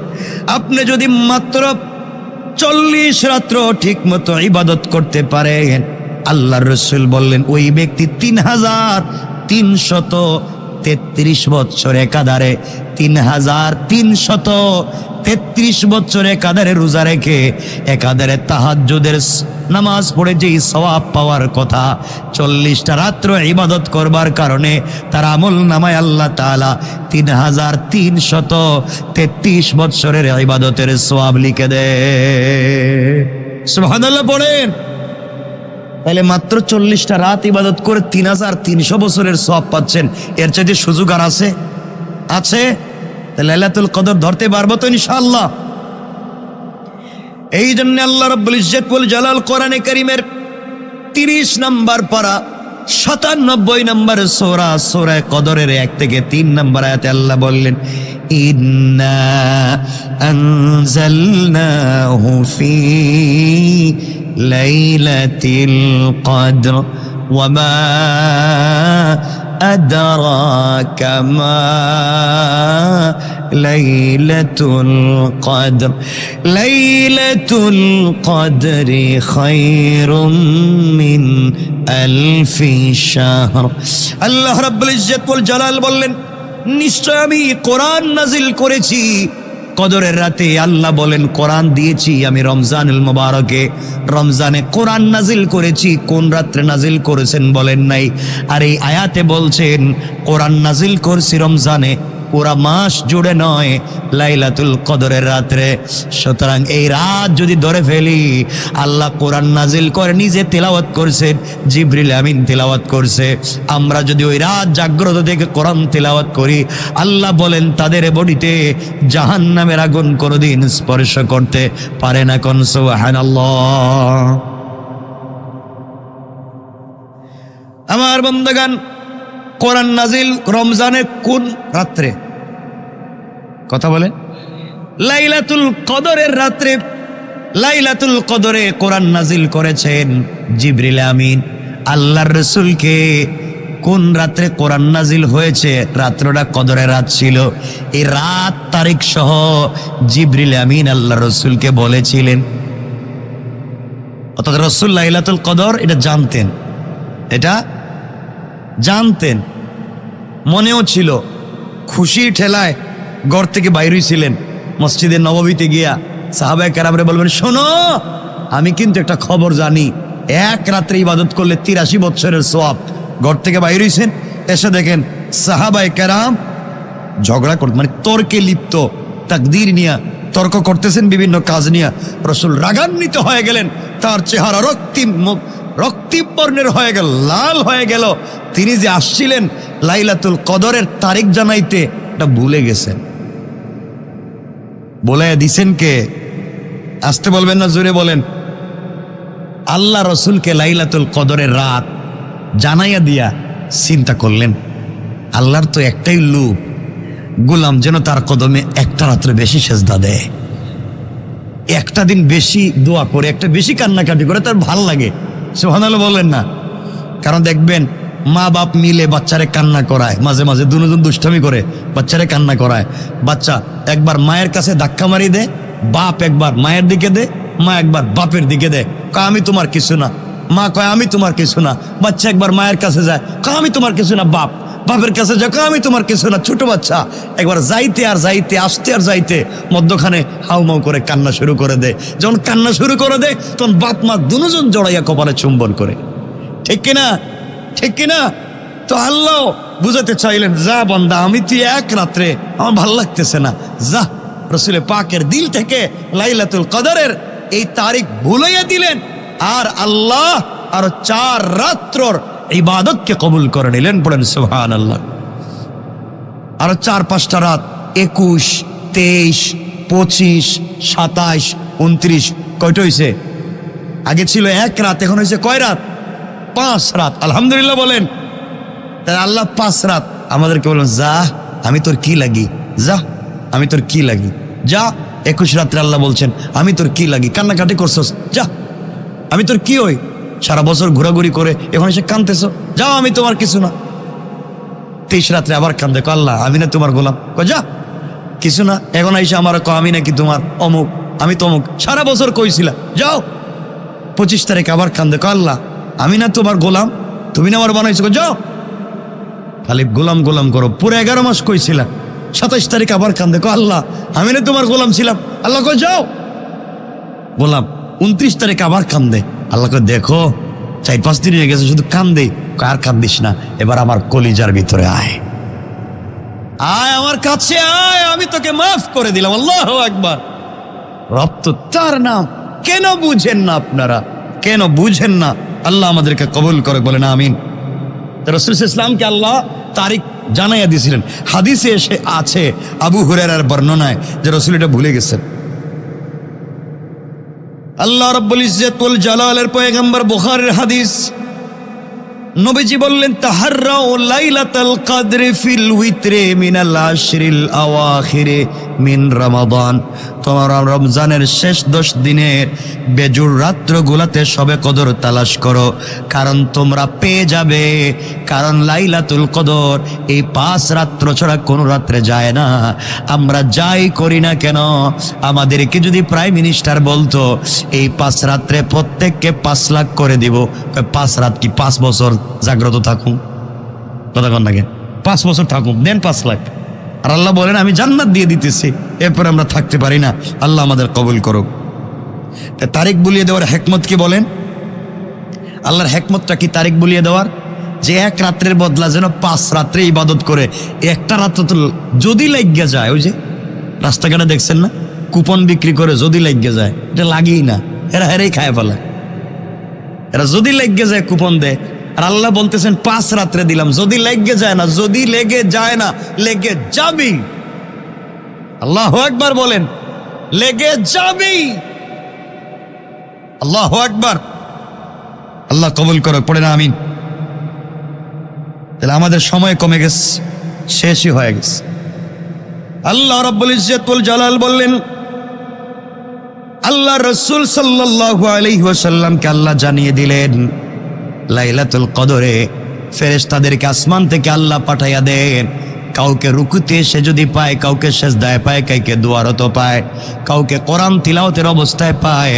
ফেরেশতারা আল্লাহর কাছে যখন রিপোর্ট দেয়, আল্লাহ তাআলা এই বান্দার পুরা জিন্দেগির, পিছনের জিন্দেগির আমল নামাগুলাকে একবারে ব্লক করে দেয়, বন্ধ করে, খাতাগুলাকে বন্ধ করে পিন লাগিয়ে দিয়া তার নতুন খাতা খুলে দেয়, আর বলে আমার বান্দার আমল নামায় আজকের পর থেকে কোনো গুনাহ ছিল না। আল্লাহু আকবার। আর কি চান আপনার? আমার মুসলমান বন্ধুগণ, আল্লাহ রাসূল সাল্লাল্লাহু আলাইহি ওয়াসাল্লাম, আনাসের বর্ণনায় রাসূল সাল্লাল্লাহু আলাইহি ওয়াসাল্লাম বলছেন, বাইহাকির riwayat, ইযা কানা লাইলাতুল কদরি নাযালা জিবরাইলু ফি কাবকাবাতিন মিনাল মালায়েকা ইউসাল্লুনা আলা কুল্লি কাইমিন আও কাঈদিন ইয়াযকুরুল্লাহ আযজা ওয়া জাল্লা। শবে কদর যখন হয়, জিবরিল আমিন একটা বিশাল জামাত নিয়ে দুনিয়া অবতরণ করেন। আল্লাহ পাকের ইবাদতে দাঁড়িয়ে থাকা, বসে থাকা বান্দাদের জন্যে, যারা ইবাদতে, যেমন আমরা গতকালকে রাত্রে কিয়ামুল লাইলে দাঁড়িয়েছিলাম, দোয়ার ভিতরে ছিলাম। লাইলাতুল কদর যদি যায়, জিবরিল আমিনকে আল্লাহ বলেছেন পৃথিবীতে আসবে, যাদেরকে দোয়ারত পাইবে, সেজদারত পাইবে, রুকুরত পাইবে, জিবরাইল সকল ফেরেশতাদেরকে নিয়ে তাদের জন্য আল্লাহর দরবারে দোয়া করবেন। আর আল্লাহ বলে দোয়া করতে দেরি, জিবরাইলের দোয়া কবুল করে আমার গোলামদেরকে মাফ করতে দেরি করি না। আরেক হাদিসে রাসূল বলছেন, মান কামা লাইলাতুল কদরি ঈমানাও ওয়া ইহতিসাবা গুফিরা লাহু মা তাকদ্দামা মিন যামবি। আল্লাহ রাসূল বলেন, যে ব্যক্তি ঈমানের সাথে সওয়াবের নিয়তে সবে কদরের রাত্র জাগ্রত থেকে ইবাদত করলো, তার পিছনের সমস্ত গুনাহগুলোকে আল্লাহ তাআলা এক মুহূর্তে ক্ষমা করে দেয়। কি ফ্যাসিলিটিস পাচ্ছেন! ইবনু মাজার হাদিসে আয়েশা সিদ্দিকা বলেন, আল্লাহর রাসূল বলছেন, আরাআইতা ইন আলিমতু আইয়া লাইলাতিন লাইলাতুল কদরি মাযা আকুলু ফিহা ক্বালা কওলি আল্লাহুম্মা ইন্নাকা আফুউন কারীম, অথবা আল্লাহুম্মা ইন্নাকা আফুউন তুহিব্বুল আফওয়া ফাফু আন্নি ইয়া করিম ফাফু আন্না ইয়া করিম।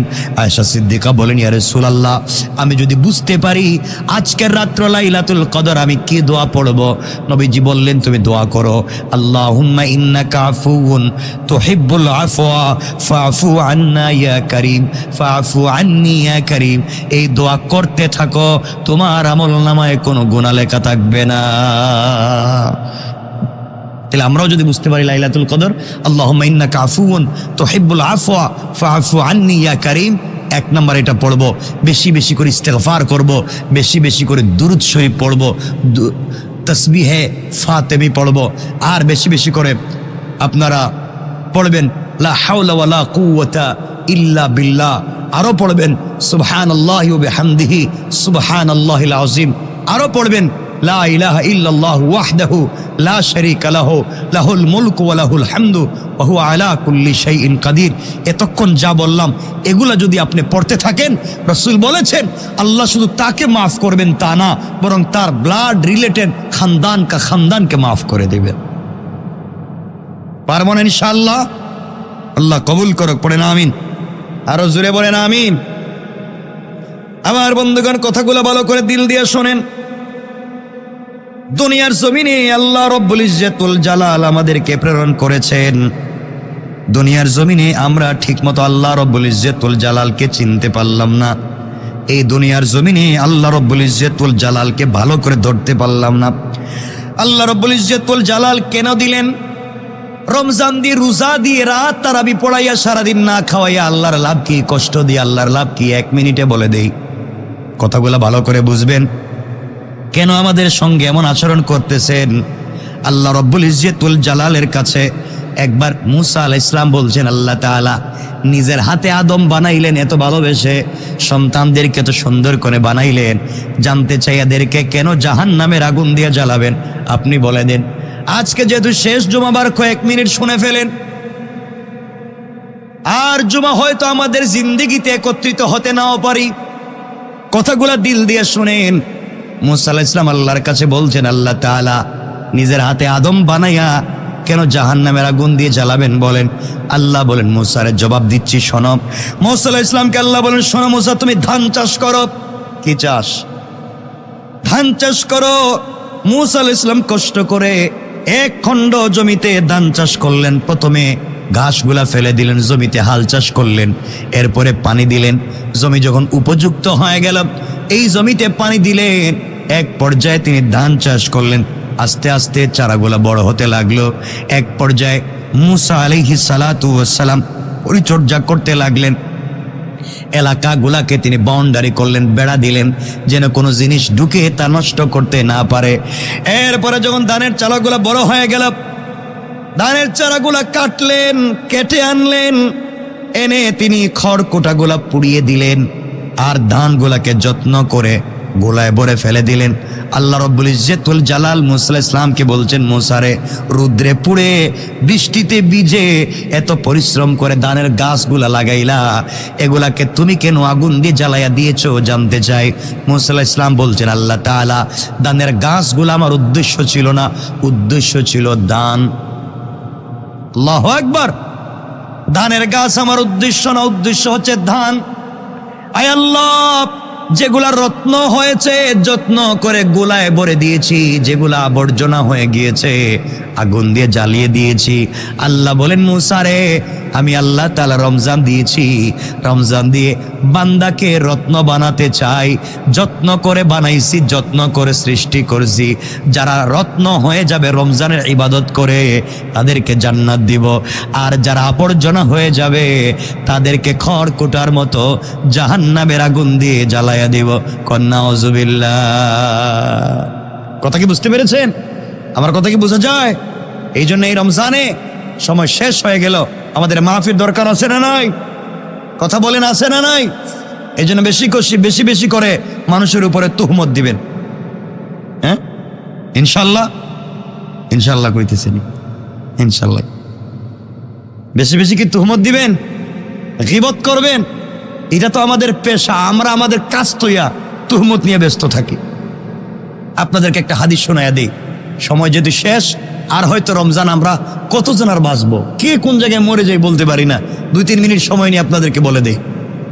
আপনি তাহাজ্জুদ পড়তেছেন, আপনি লাইলাতুল কদর পাইছেন, আপনি সব পাইছেন, কিন্তু আপনি তুহমত লাগান, মিথ্যা কথা বলেন, অপবাদ দেন, আপনি মিথ্যা কাজ করেন, তুহমত দেন।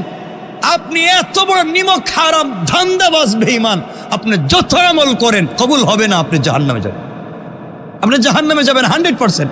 আপনি শুধু জাহান্নামে না, আপনি ইনকাম করে, এই ধান্দাবাজি করে যে পয়সা ইনকাম করে যাদেরকে খাওয়াচ্ছেন, ওদের ব্লাডও হারাম হচ্ছে, তারাও জাহান্নামে যাবে আপনার কারণে। পুরো পরিবারকে জাহান্নামে বানাচ্ছি আমি আর আপনি, শুধু তুহমত দিয়া। তুহমত কত বড় অপবাদ জানেননি? জানা আসেনি? হাদিস ছোট করে দেই। হযরতে ইমাম মালিক রাহমাতুল্লাহ আলাইহির জিন্দেগি থেকে শোনায় দেই। ইমাম মালিক, তুহমত দিলে কি হয়? তুহমত, আপনি মিথ্যা, আপনি জানেন না, একজনের সম্পর্কে বলে ফেললেন যে আমি দেখছি ওই মেয়েটা এক ছেলেরে নিয়ে ঘুরতেছে, আমি দেখছি এই ছেলে এক মেয়েরে নিয়ে ঘুরতেছে, আমি দেখছি, আমার কাছে সব আছে। হতে পারে মিথ্যা, হতে পারে মিথ্যা। যদি মিথ্যা হয়ে যায়, আপনি বললেন আমি দেখছি, ইন্না লিল্লাহ, আমি দেখলাম বিনোদ বিবির খতিব সাহেব রিক্সা একটা মেরে নিয়ে কি হুড উঠাইয়া কি সুন্দর মতিঝিল দিয়ে যায়, হুজুর করলোটা কি কামটা, এই হুজুরের পিছনে আমরা কি জুম্মা পড়ি। আপনি একটা বলে ফেললেন, হতে পারে যাকে নিয়ে আমি ঘুরতেছি সে আমার মা। বলেন বলেন, সে আমার, হতে পারে আমার বোন, কথা বলেন, হতে পারে আমার মেয়ে, হতে পারে আমার স্ত্রী। আপনি কেন ধারণা করতে গেলেন? ইজতানিবু কাসীরাম মিনাজ জন, আপনারা কে বলছি ধারণা করতে? ইন্না বা'দাজ জন্নি ইসমুন। তুমি কাজ করছো কেন? কারণ তুহমত দিলে আপনি 100% জাহান্নামী।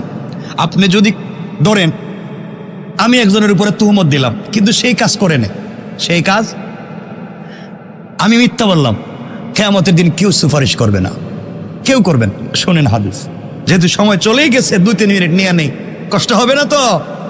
আজকেই তো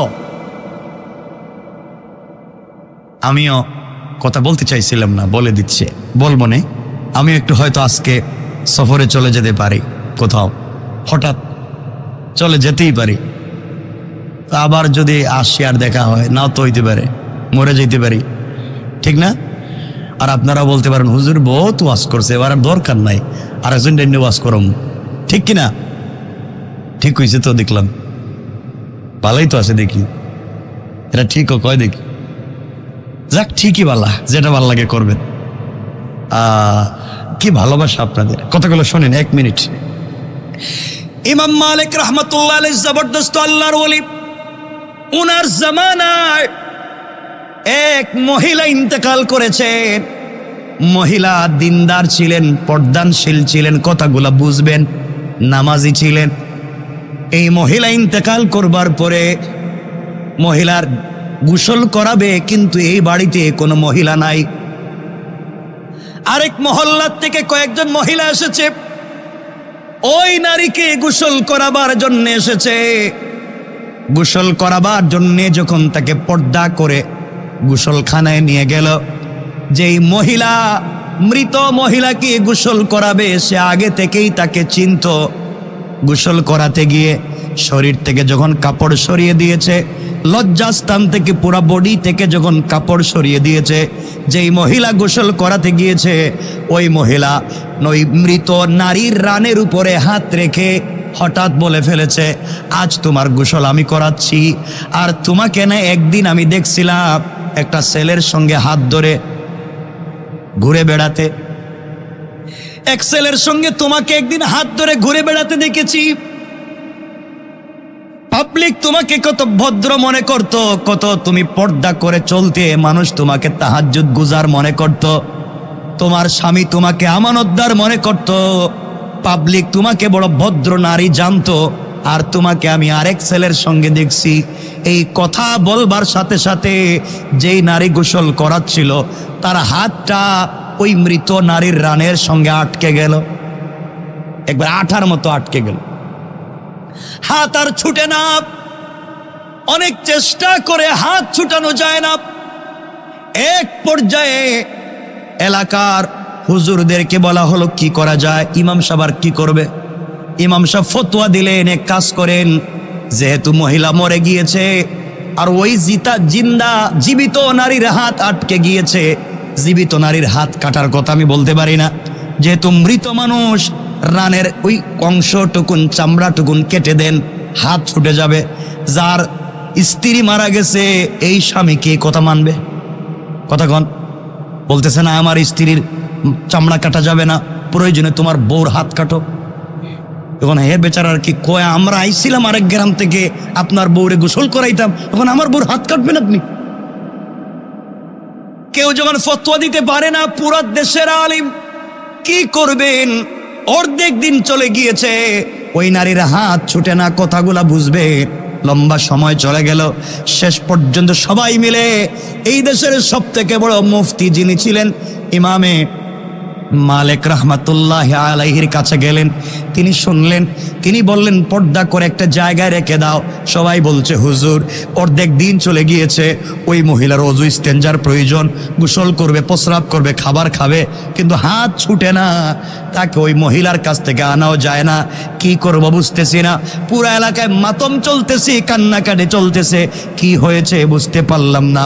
এক পর্যায়ে ইমাম মালিক কাছে আসলেন, মহিলাকে বললেন ঘটনা কি হয়েছে তুমি বলো।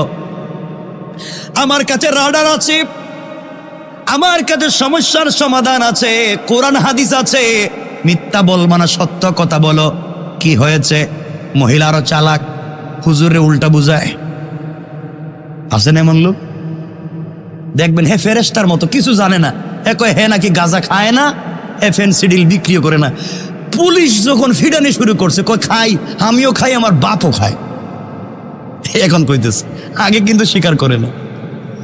আমার বন্ধুগণ, ইমাম মালিক বললেন কি হয়েছে বলো। মহিলা বলতেছে জানি না, আমি এসে এখানে তিলাওয়াত করতেছিলাম, হঠাৎ দেখি হাত আটকে গেছে।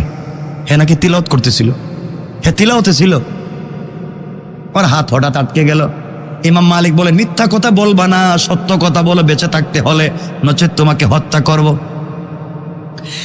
এক পর্যায়ে সন্ধ্যা হয়ে গিয়েছে, ওই মহিলা কোনো উপায় না পেয়ে ইমাম মালিকের কাছে বলতেছে, ইমাম মালিক ওই মহিলাকে যখন গোসল করাচ্ছিলাম হঠাৎ করে আমি বলে ফেলেছিলাম, আমি একদিন ধারণা করে ওই মহিলার সঙ্গে একজন পুরুষকে দেখছিলাম, জানি না কে, আমি বলছিলাম ওই গোসল করাতে তার রানের উপরে হাত রেখে তুমি একজন বেগানা পুরুষের সঙ্গে ঘুরে বেড়াইছো, এই কথা বলার কারণে হাত আটকে গেল। ইমাম মালিক বললেন তুমি তুহমত দিয়েছ, হয়তো মিথ্যা কথা বলেছ, হয়তো তার সঙ্গে তার স্বামী ছিল, এই জন্য দুনিয়ায় তোমাকে শাস্তি পাওয়াই লাগবে। সুতরাং কোরআন আছে আমার কাছে, আমি দেখব তুমি এই অপরাধের শাস্তি কি। অপরাধের শাস্তি কোরআন খুললেন, খুলে দেখলেন কেউ যদি কারো উপরে মিথ্যা তুহমত দেয়, এই তার দুনিয়ার শাস্তি হলো আচ্ছা মতো একটা বেত নিয়া তার বডিতে 80টা বেত্রাঘাত দুর্রা। কয়টা? 2 সাইডটা মারার পরে মানুষ বাঁচে না। কয়টা মারতে বলছেন? 80টা, 80 বেত্রাঘাত। সবাই তো আশ্চর্য, এখন কি করা যায়? তিনি বললেন মারো। সে তুহমত দিয়েছে, মিথ্যা বলেছে, অপবাদ দিয়েছে, জাহান্নামে তো যাবেই, দুনিয়া শাস্তি পাওয়া লাগবে, কারণ সে কোনো মিথ্যা তুহমত দিতে গেল। এই জন্য খবরদার, সাবধান করে দিয়ে যায়, কেউ কারো প্রতি মিথ্যা তুহমত দিবেন না। হয়তো ইন্তেকাল করবেন, তওবা করার, মাফ চাওয়ারও সুযোগ খুঁজে পাবেন না। আমার বন্ধুগণ, এক পর্যায়ে 1-2 করে 70টা বেত্রাঘাত দেওয়া হলো, কিন্তু মেয়েটার হাত ছুটে না। এক পর্যায়ে 59টা বেত্রাঘাত করা, 79টা বেত্রাঘাত করা হলো, এখনো হাত লেগে আছে। ইমাম মালিক বলেন, আমি এতদিন কোরআন হাদিস দিয়া পাবলিকরে কত ফতোয়া দিলাম, আজ দেখি ছুটে না, তাহলে মহিলাই সত্য, এ তুহমত দেয় নাই, এ সত্য। আমি উল্টা তারে 79 বেত্রাঘাত দিলাম, এখন তো বাঁচবেই না। 79 বেত্রাঘাত করলাম, মরেই যাবে, বাঁচবেই না, করলাম কি? এক পর্যায়ে তিনি 80 নম্বর বেত্রাঘাত করার জন্য যখন বেত উঠাইয়া 80 নম্বর বেত তার বডিতে মারছেন, হঠাৎ করে ঠাস করে বডি থেকে হাত ছুটে গিয়েছে। আল্লাহু আকবার! তিনি বুঝতে পারলেন তুমি তুহমত দিয়েছ। তাহলে কি বুঝলেন? তুহমতের অপরাধ কি বুঝতে পেরেছেন? শাস্তি। আল্লাহ আমাদেরকে হেফাজত করুক। সবাই দোয়া করবেন, আল্লাহ আমাদের রমজানকে কবুল করুক। আমি আপনাদের কাছে বলি, আমি একটু সফর